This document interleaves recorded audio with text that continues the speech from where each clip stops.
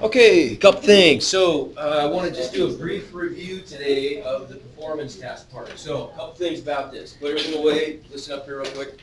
I want to today we're going to review, not math stuff, we're going to review how to answer these kinds of questions. It's not really the math we're worried about, it's how you communicate on this stuff. A couple things that are different about this that are good. On the CAT part of the test that you either finished or still working on, and that's fine if you are. It works, as you know, it works in a way such that, like, if you do problems 1 through 8 on Monday and you come back and start on problem 9 on Tuesday, you can't look back at the other problems. They're gone, right? It's the idea is you have to finish them while you're working on them and then you move on. This is different. The performance tasks all you do is one performance task, and it's going to have maybe 3 to 6 other little questions that'll go with it, but they're all based on the one concept, on the one situation. These you can come back and work on the same stuff day after day. So you'll write your name on your notes on your scratch paper that you're using in class, and I'll collect all that and I'll staple everybody's, like all of Jasmine's, I'll put in one pile and with her name on it, and I'll save that for the next day. When she comes back, she'll get all that scratch paper back. Now, you can't take it home with you, but you do get it back. This is a real advantage. The way the brain works, your brain, even if you're not trying to do this, subconsciously your brain will think about tasks that you've been focused on. And you might have noticed this in the past. Sometimes if you're studying for a test really hard and it's a final in some class, it's annoying when you go to bed and you are likely to practice that stuff in your head.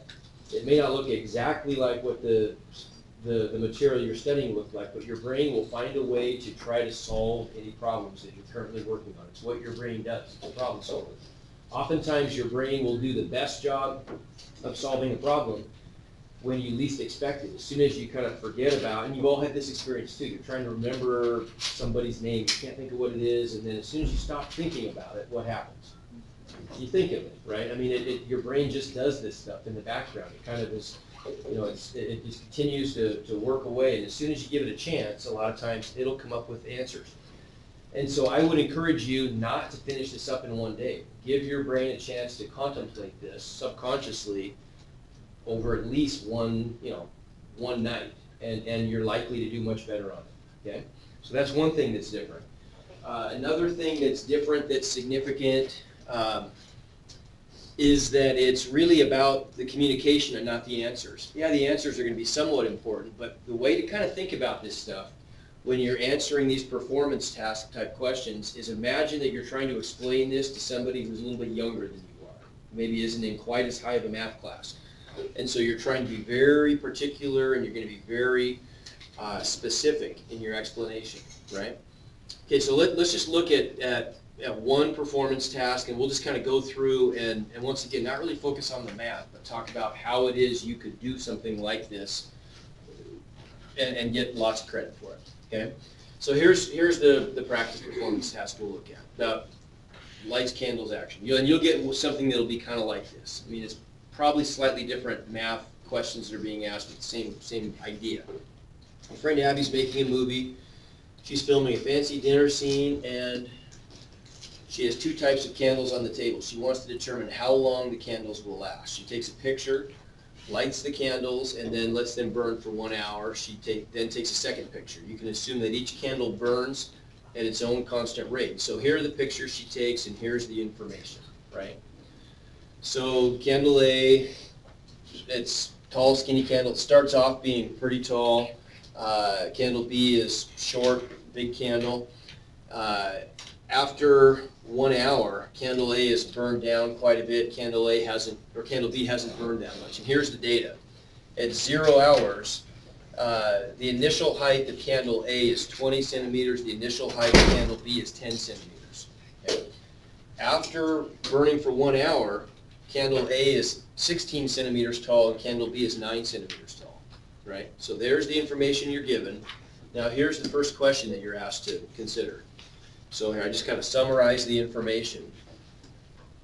Candles A and B are lit at the same time. What will be the height in centimeters of each candle after 3 hours of burning? Okay, what's one way you could maybe try to do this problem? And it doesn't have to be super mathematical. It has to be something that you can, that demonstrates your thinking, but it doesn't necessarily have to be that you're coming up with a bunch of equations and solving equations and things. It really doesn't, right? Like in this case, wouldn't a table almost be an easier way to think about this? Right, if you did something along the lines of like that, and just filled in the blanks, wouldn't that be okay? Right, if you made a column for time and then the height of each candle, because you could predict what those are going to be. If we fill in some blanks here,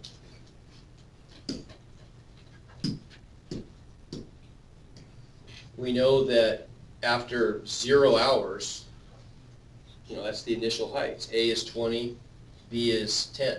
It tells us after 1 hour, A is 16 and B is 9. Well, after 2 hours, what's A going to be? 12 and 8. 12, yeah, and this is going to go down by 1 and be 8, right? And after 3 hours, it's going to be 8 and 7. 8 and 7, etc. We could just go all the way on down, right? Okay, so then we could answer this question by just using a table, couldn't we? Right, and we could say, for this one, if we're keeping track of the height as a function of time, then after 3 hours, that's where we'd be, right?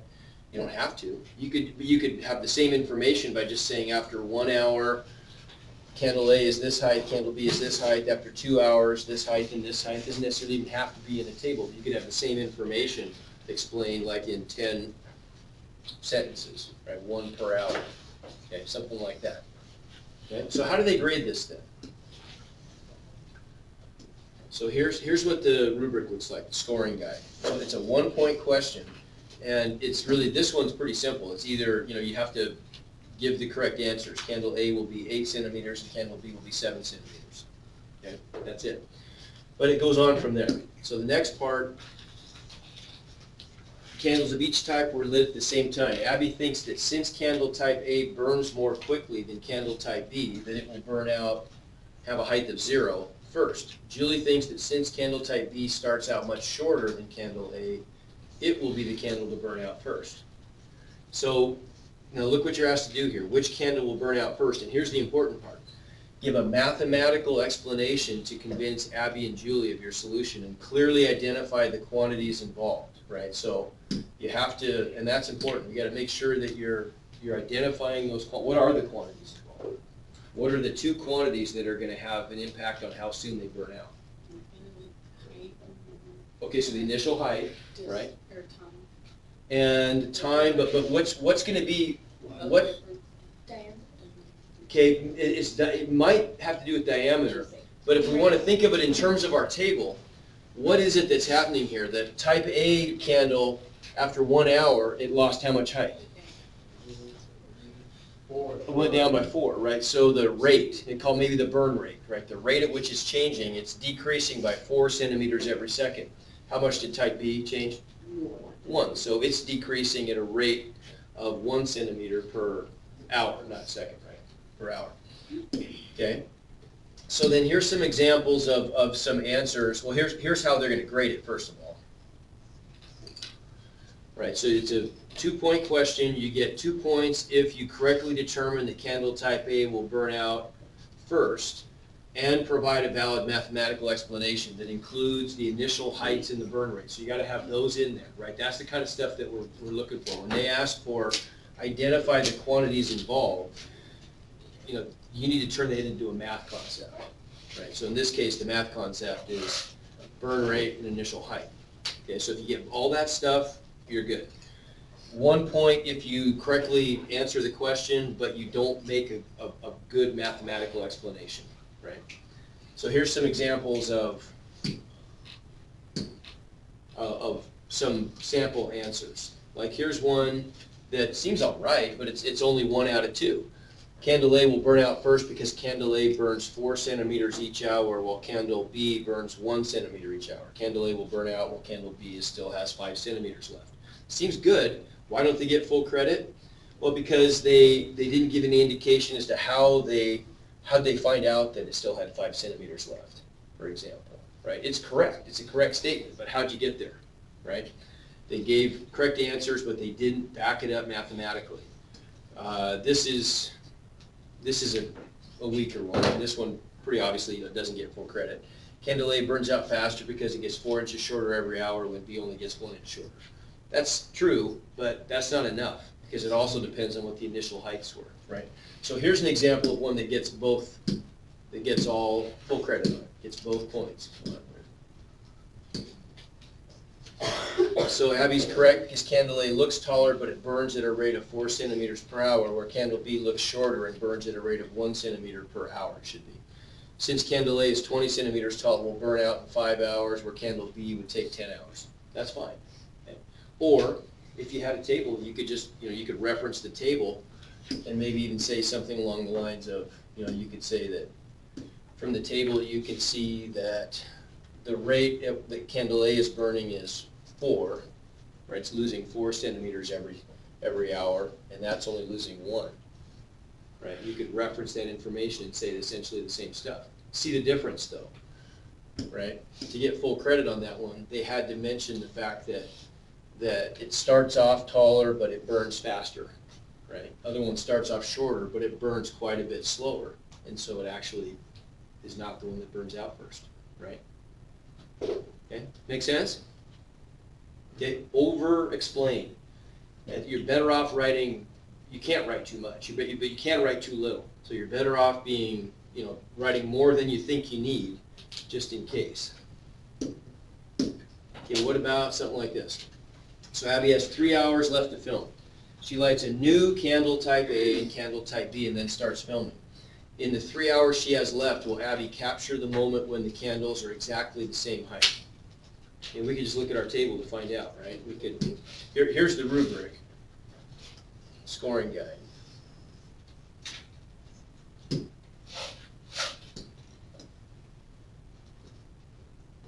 Two points, the student correctly answers no and supports the claim with a mathematically valid argument. Okay. 1 point would just be they correctly answer it, but they don't explain why. If we look at the table, this would be pretty easy to do because we can see that after 3 hours, look where we are. This one shrunk down to 8. This one shrunk down to 7. In the next hour, type A, the candle A is going to pass by candle B, right? But it hasn't happened yet after 3 hours, right? So once again, you could just reference a table for something like that, okay? You don't have to have some fancy math equation. You can just reference a table.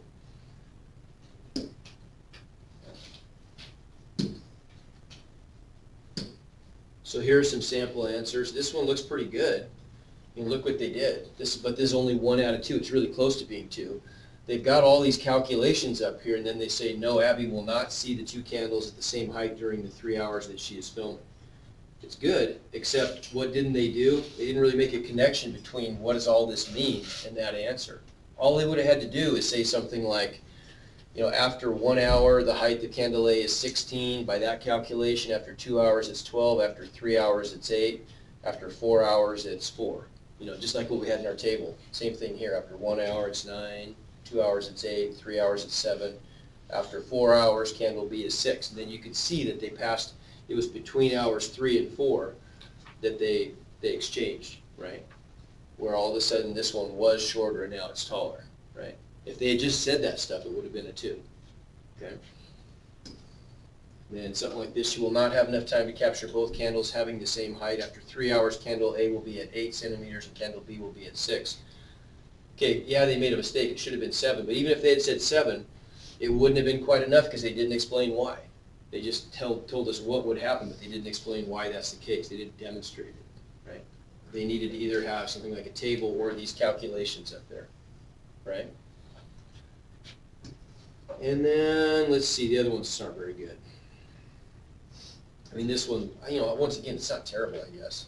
They got the right answer. She would only be able to, she was filming for 4 hours, but she didn't explain why. Okay. All right, what about this? You decided to use functions to help Abby think about the candles. You show her how to represent the height of a candle, H, and when they start doing stuff like this, when they start, and this is likely to happen, when they start giving you quantities and they're giving you, they're labeling the variables, right? They're giving you variables here. So height is H as a function of time, T is, and so T represents time. And then here's the equation, H equals K plus N times T. Well, they gave you the variables, right? H is a variable and T is a variable, okay? And what they want to know, first explain to Abby what K and N represent in order to model the different candles. So what would they be? If H is the height and T is the number of hours, how could you get the values in the table? And it might be good to look at those values again, right? If you had, like, for example, for candle A, it was when T was 0, H was 20. When T was 1, H was 16. When T was 2, H was 12, right? So what do you think? What are the values of the K and the N? What do they represent? How would I have put in 0 for T and gotten an answer of 20? The height, okay, so which one of those values, K or N, would have to equal 20? K would, wouldn't it, right? Because if we multiply by, if T is 0, if we multiply by 0, we're going to get 0. That's going to go away, right? So we can see then that K, what would we call that maybe? Start value, or the starting height, or the initial height, any of those things would be fine. Okay, so K is the initial height. What would N be? What was it again? The rate. Yeah, right. It's always whatever's multiplied by the variable is going to be the rate, isn't it? And this looks an awful lot like, in the past, you would have probably seen something like this, right? We had a linear equation that was a model. We always said B was the start value and M was the rate, right? Same thing here, only instead of Y's and X's, we've got H's and T's. And instead of B and M, we've got K and N, right?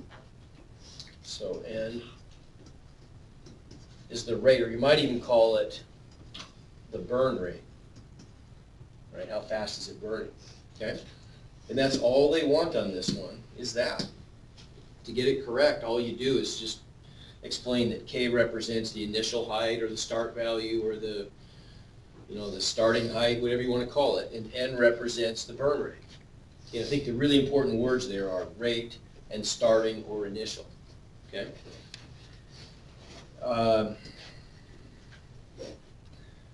Okay, next, last part of this, actually there's two more parts, I guess. Now choose either candle A or candle B to create an equation that will tell Abby the height of the candle at T hours after it's lit.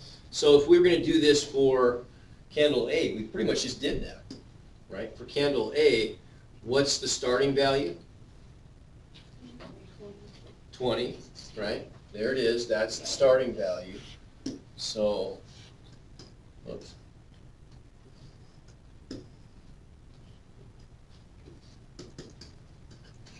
So that's the value of K, right? So I should do that. What's the rate? We'll see it again. -4. Yeah, because every time it's decreasing by 4, right? If I multiply -4 times 1, I'm going to get -4, so 20 plus -4 is 16. If I multiply -4 times 2, I'm going to get -8 plus 20 is 12, right? So then that would tell us that the burn rate, N equals -4. And if I just put that stuff into the equation, don't I just get that? H equals 20 minus 4T. Easy to check too, right? We could show that that gives us the values in our table. And you could even say that. Say when I apply this to the table, it gives me the values I would expect in the table. Or if you want to do the other one, that's fine. You choose candle A or candle B. If you choose candle B, the start value is 10 and the rate is -1. So it'd just be 10 minus T. That's probably an easier one to do, right? If you think back to the table, that's a pretty easy one to see, right? Starts at 10 and you just subtract whatever T is, you're just subtracting that amount, right? Okay? Okay, last one. So now Abby wants to design candles that will burn for exactly 8 hours. You want to give her a choice by designing 2 different candles, C and D.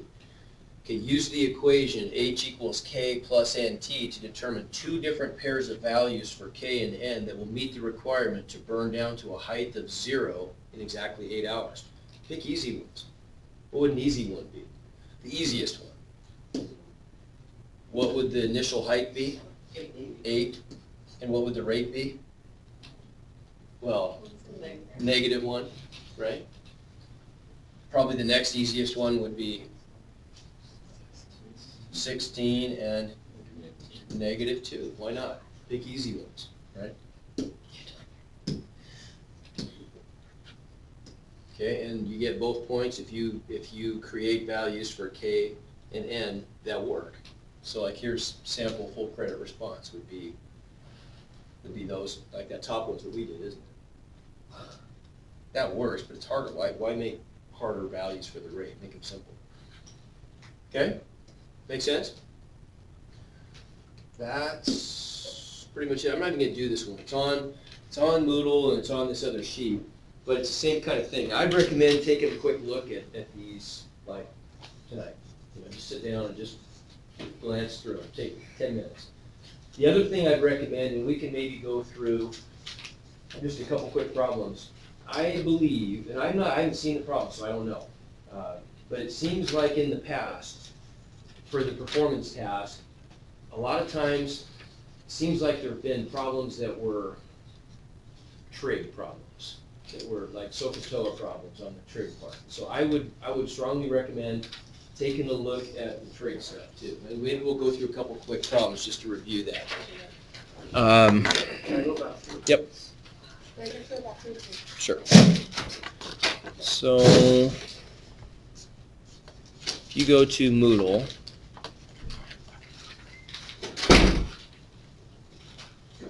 here's what you see. If you go to the SBAC review part, here's all the videos, here's the notes. I'll put today's notes up. If you want to look at like the ones, and I'll even change the title of this one. In fact, I'll do it right now.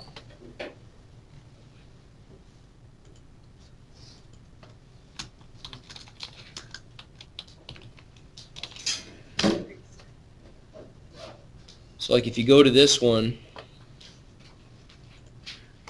this has a lot of the SOHCAHTOA stuff that we went through. It was geometry. And then after, I don't know how many pages down, we start getting into the SOHCAHTOA stuff, right? So there's what we did in class. Okay, a couple practice problems. Remember that one, right? Okay, and then a couple more that we didn't actually get to. So that's one. I can't remember if this one did or not. Let's look real quick and see.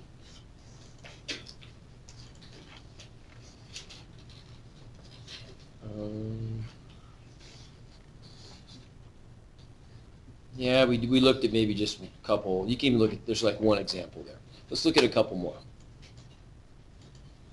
So if I pull up, if you go down to the practice, I'm just going to pull up the trig practice assignment, and we'll look at a couple of those.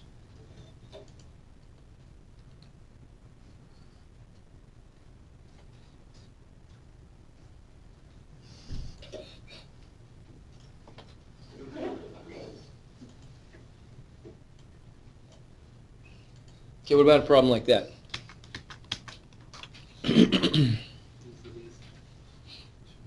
So cosine of z, how would we look at that if we want to find which one of those represents cosine of z? How do I do that? So there's the angle we're looking at, right? There's the eyeball that's looking from the perspective of angle z. How would I label the sides in this triangle then? So that's, which one's h? 13, that's the hypotenuse, opposite the right angle. What's this one going to be? Opposite, and this one is? Okay, and if we look at cosine, if I spell out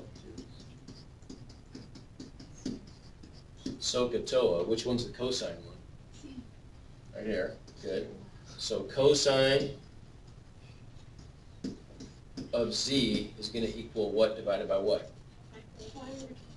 Yeah, adjacent divided by hypotenuse, so 5 over 13, there you go. 5 over 13, so it'd be that guy, right? Okay. Let's scoot ahead here. How about?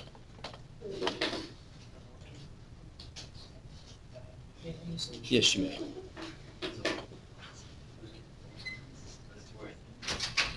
Okay, what about this? Which ones are right? Let's just check these off that are right. Is the sine of m, so from angle m's perspective, 24 over 25, does that work? Mm-hmm. It does.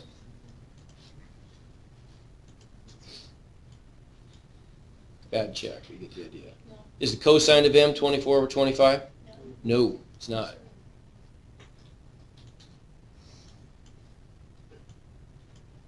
Sine of p, is that 7 over 25? It is, because there's p, right? There's angle p. So that's opposite and hypotenuse. So that one works. Is the cosine of p 24 over 25? It is. Because from angle p, that's adjacent over hypotenuse, and that's what SOHCAHTOA tells us, right? Okay. How about, let's jump down to one of these. We did that one, didn't we? Yeah, we did that one.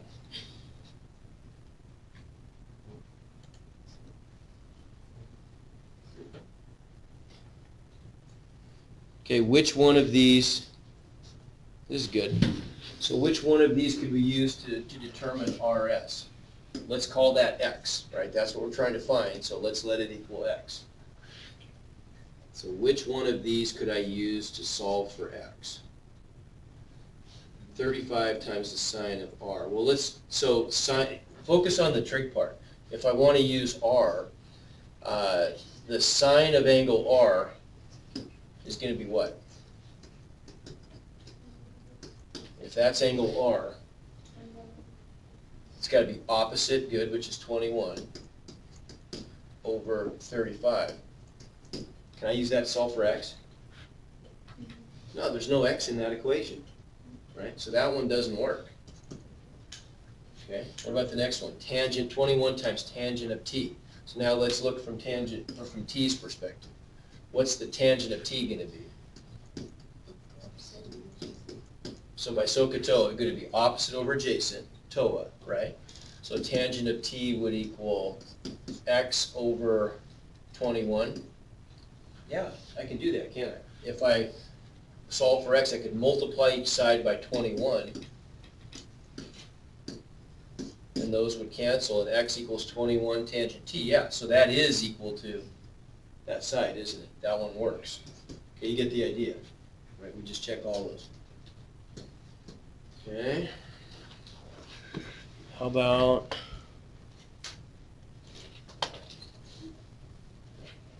we know that one.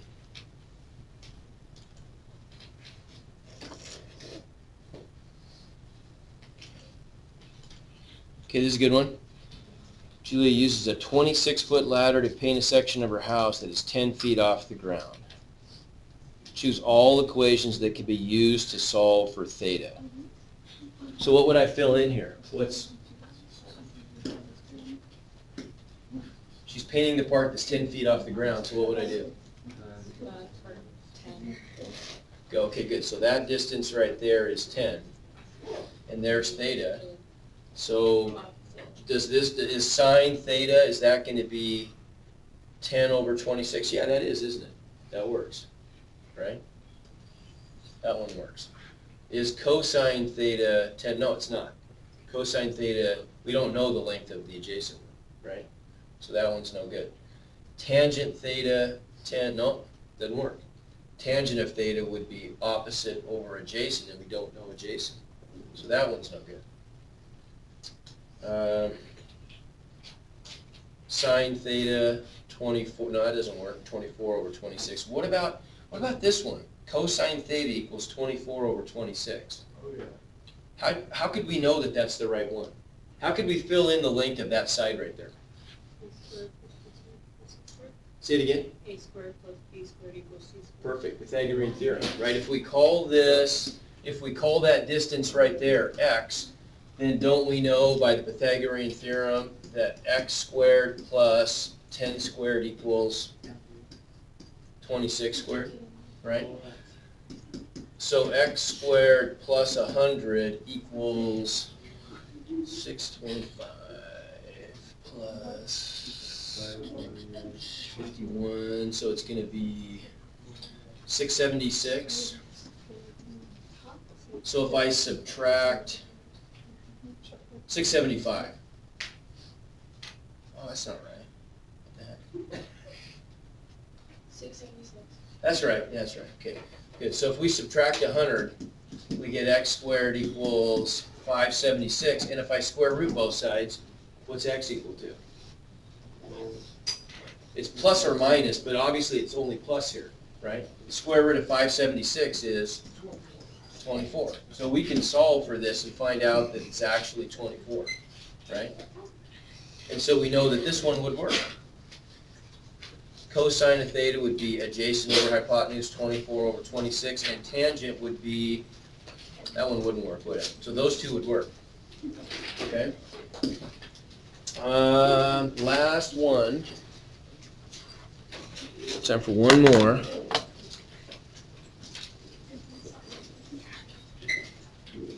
Oops. Okay, this guy. Last one. Find the measure of angle y. What can we do here? Remember this one?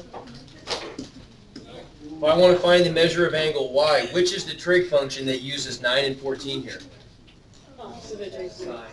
Opposite, good, be sine, opposite and hypotenuse. So we'd know sine of y equals 9 over 14. How did we unlock a sine? Because we're trying to isolate. You did it in the opposite, whatever. Okay, we do, yeah, we do that inverse sine of both sides. We have to treat both sides equally. So we're going to do that to both sides, but the inverse sine cancels the sine, and we just end up with y equals whatever that is on our calculator. It's going to tell us. Right? If we plug that in our calculator, I don't know what it is, but it's going to give us some answer, and we're just going to round that answer to the nearest degree. Okay? So on Desmos,